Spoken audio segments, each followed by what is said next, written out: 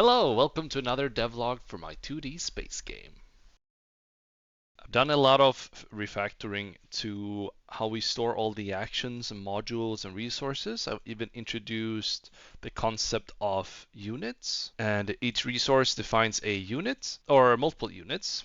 And then we have actions, which use these built-in actions. They extend them. So like we have the basic thruster action. And then we have like the modules. One module can have multiple actions. But then since a shape can also have multiple modules, I feel like I kind of want to simplify this. Because you might see a pattern here, like I always just put a single action in each module.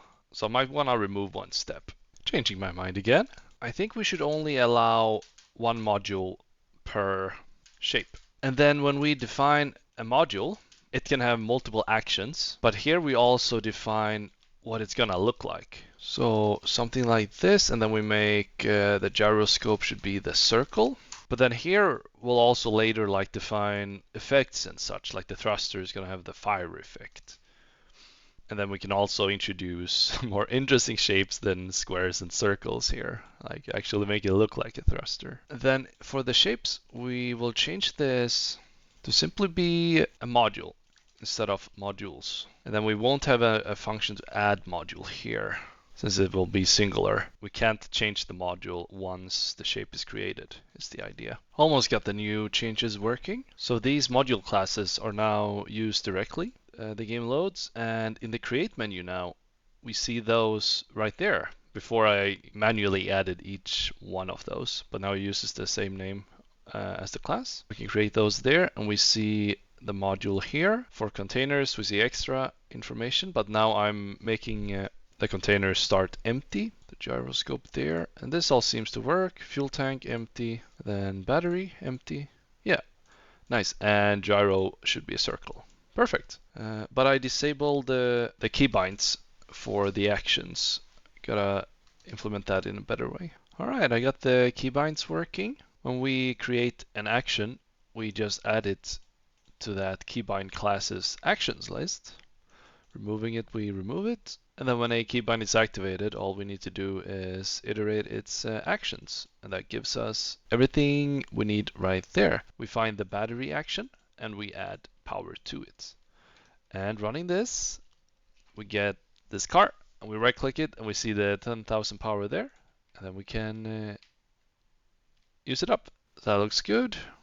Gyroscope there, using up the power. Now I have to re-implement the mass increasing or decreasing with, I believe I want to generalize that as well and implement a general, the power unit. And for that, a reusable class that sets the mass of the shape according to the total amount of that unit. And then in the mass unit, we just define here that's like unit action, and then that's gonna be like maybe a mass unit action. So everything in the content folder here should be easily changeable. So for example, we're using the thruster action here, and this is like simple to implement, but the thruster action is outside of this folder, and this one can have the special logic. So same for the unit actions. We will define these outside of the content. And then same for volume, it's gonna have a unit action. Maybe that's just like volume unit action. All right, when we resize this battery module, which has 10,000 power in it, it used to just delete that. Because when we reshape, we actually delete the shape and recreate it. But now I've implemented a restore method right here. This is in the resource collection level. So when we remove a collection, we keep a copy of the state of the previous collection. And then when we restore it, we check if that exists, and then we add them one by one. Because in the unit action, it's nice that we only need to add this single method that adjusts the mass. So this is the mass unit action. So when we add or remove resources, then we look at that mass of the resource and we look at the amount, and then we adjust the shape's mass accordingly. But then when we resize, since we recreate the shape, we have to call the same methods, so we don't need to create a bunch of different methods here. So when we restore the module, which has the action that has the resource collection, then we make sure to call the same methods there. All right, I got something working for the volume unit action. So I've implemented a post resize method for unit actions. I then call this in the shape class through a hook, and that hook is called in here. Let's run this. So now when we resize, it can fail for two reasons: overlapping another shape or being too small for the resources inside it. And actually 10,000 here, I noticed, is already too much for this. So it's not gonna let us resize until we get big enough there. But now here we can go as big as we can until we touch, and then until we get too small. All right, I'm liking this. I've created 3 exceptions: fail resize, move, and delete. And so now we can easily see what causes a resize to fail. For example, for the volume here, we raise it if the shape is too small for the resources inside. And we also fail if there's an overlapping shape. Then when moving, same there. Fail when there's an overlapping shape, but that's on the body instead. That's fine. And then fail delete. This is a pre-hook. So I call this before trying to delete. And if we see the error, then we stop deleting. So in the game now, we have this battery module, which has 1000 power. We can resize it, but then we can't make it too small because the power doesn't fit anymore then. And we can't delete it. We can't delete the wheels. And like if we try to delete both of these at once, should only delete the wheel. So now we should actually try to move the resources to the zone storage. So what do I mean by zone? Well, I've got a function here to make a line of shapes of a given size. And using these, I can create a shape like this, which is what I'm envisioning will create the zone. So this is like a garage or just a zone structures, zone modules. These parts are zone modules, and I want to write a function that calculates all the zone modules touching in a compound shape and then calculate the area. So there will be like a line here, and then in here is where we can build. So this is the idea I've had from the beginning. I think it's going to be really cool. So it's going to create all sorts of problems for the user, hopefully fun problems to solve. Because like we'll start with a storage here as well. We don't have a storage yet, but like something like this. And then we would have like a connector maybe, just connecting the storage to the zone modules. And then when we build in here, we actually require resources from any attached storage module. So when we start the game, there would be like some iron in here, for example, depending on the content. And then be like, okay, well, I can afford a tiny car. Then you would build that in here. Battery. Oh. Right, I forgot. I didn't weld them together yet. Made some sketches here on the camera. So that's the zone modules. And I want to calculate this zone like automatically in a nice way. So I'm thinking we calculate the center position, and then we look at all the surface normals on all the shapes. And that gives us these things. And then we can see where they overlap. And I'm thinking we can detect if they overlap behind a normal, and then we ignore that. And then we use that to create a polygon, which will be the zone. I'm not sure how to calculate this line where there aren't any shapes, but I think I'll come up with something. So I have this so far. I'm calculating all the surface normals like this, and then I take the dot product, because I remember that's how we can check whether it's facing the point or not. It tells us like we want to use this normal at one of these positions. This is more complicated than I thought, but I'm getting there. Let me show you this. Let's do 2 segments. I've got some coloring going here, and the blue dots show the normals we're looking at. The algorithm so far is we find all the zone modules, we take their average position, big orange dot, and then we look at all the surfaces, and we look at if they're pointing towards this.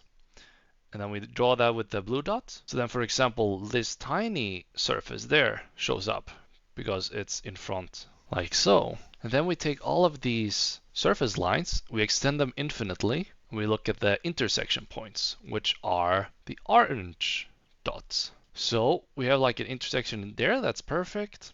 Perfect. This is okay. But then up here, we got some stuff going on. So this one there is this surface intersecting with that one. So that's not very good. And this one is this surface intersecting with this surface. You can even extend it so it's like above there. So the next step, I think I'm gonna enforce the sizes of these zone modules. They're always gonna be like thin, which means I'll disregard the short side. We won't look at that surface normal. So that's step number one. And then step number two, we're still gonna have these points. Then we look at if any of the intersection points are behind any of the surfaces, then we ignore them. Because this one is behind this surface. The other ones are on the same line. And then we have this dot over there, which we could potentially just solve by not extending the lines infinitely. And then thirdly, we need to get these points to close it. And I think we could look at the corners furthest from any other intersection. Because the thing is, like, the user can put these together any way they want. And we have to create a sensible zone from that. Now disregarding the short sides, the short surfaces, and I'm also filtering out any intersection behind any of the surfaces. So you can see this one doesn't go out here anymore. So that's really nice. And I realized another thing, we could add every single point and then filter those as well if they're behind any normal, and that should give us these points. And then it's just a matter of connecting them in the right order. All right, look at this. Like, this is looking really good now. I've added all the corners to the points, and then I filter those as well. So like we don't get, this point is removed because it's behind this surface, but then these points stay. And then this is exactly what I wanted. So like it's gonna cut out this triangle right there. It's not gonna be part of it. Then if we do like this shape, yeah. And now we're getting rid of that point, which I said, like, I think we can solve by not extending infinitely. Okay, I think that did it. So I'm now making it so that the intersection point can't be further away than the distance of the points. Meaning we can make these collide when we go like this. Because we also don't want to mess this up, like having the intersection there. Could be like having a bit more than half the distance would be fine. 55 maybe. Yeah. Okay. I think that's better. We need to order them now. This could, so I recalculate the new average position of the points and then sort them by the angle. And let's try to draw it. Oh, we can't do that. 1 second.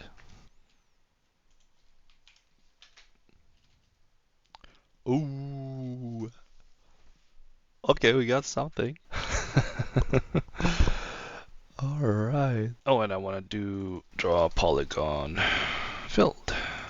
Whoa. Oh. Oh my god. Yes.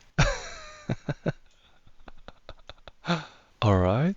Oh my god. Like, it works pretty well. Yeah, so the sorting is not quite right. Well, like, what is this? What is get angle between if it's not this? They're not equivalent. What if I flip them around? No. I have no idea. I haven't used this one before. I usually use this one. I think that's what I need. Hell yes. Oh, it's beautiful. It's exactly how I want it. Oh, that's so good. All right. Uh-huh. All sorts of interesting shapes now. If you build your zone modules like this, I think you deserve to have this crappy zone. Boop. Oh, yeah. And then, right, because I almost went for this approach where only one side would work, but I'm glad I didn't because we can flip them and it still works fine. There. Whoa, it's trippy. As long as it's getting smaller and not insanely big or something. And why don't we push it to the limit and create 10 segments each in each wall? I've cleaned up the make lines methods. So now they live in the view here, and they use this data class that determines how each line should behave. Right now I just call 3 of the same one, and then we say like each line is gonna rotate 90 degrees, and then we have the defaults here. 2 segments, and then the size, starting direction, and the helper method to keep track of the configs there. It works really nicely. And I even calculated the initial position here to offset so that it centers it on the first position. Really cool. And now we can easily change this. This is really cool. So we changed this to 60 degrees and 5 lines. And we got a hexagon, baby. So good. I'm focusing on these corners now. I want to create triangles or like dynamic shapes to fill in the space. They shouldn't be zone modules, they'll just be basic shapes. Try to figure out the points of the triangles here. So I know that one position, and the other position is, so if we go to the right, it's 90 degrees down. If we go rotate to the left, then it's 90 degrees down, the thickness of this line's segment. For the next one, it's the same logic. Or if it's a square, it should still be a triangle. I want it to be like smooth there, like a bevel. I was getting tired of the screen lighting up my face with the bright white colors. So I was tired of getting blasted with brightness. So I've implemented a color palette. Found this nice website where we can generate it. And I put that in here. And then I create these 5 colors from there. And then these are used throughout. And now these are the only colors used. And sometimes we make them brighter or darker. So it looks like this now. I think it's an improvement. I'm hoping I can make everything look much better with textures and sprites. And yeah, the purple points are just for debugging. And it's the way we display resizing. But check it out. We have the zone compounds working very well now. But that code is still not cleaned up. They're still recalculated every frame. But I also noticed you don't have to weld the zone modules together for them to be active. But I think that's kind of nice.